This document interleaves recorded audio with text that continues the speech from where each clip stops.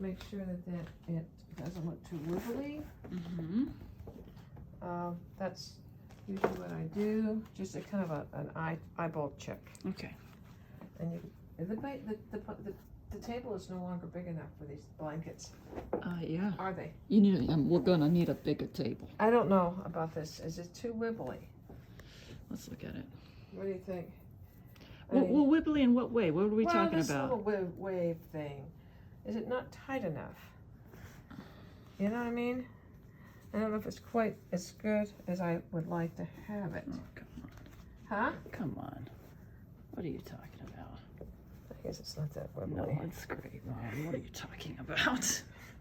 I have been known to count how many stitches are on the edges. Yeah, I have. No. I like numbers. And if it really looks way off, I will go get the little pink thing. Are you getting it?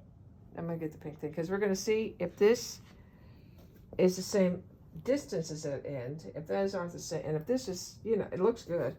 Actually, it's not that wibbly looking. Okay. I'm going to get the pink thing. All right, let's get it.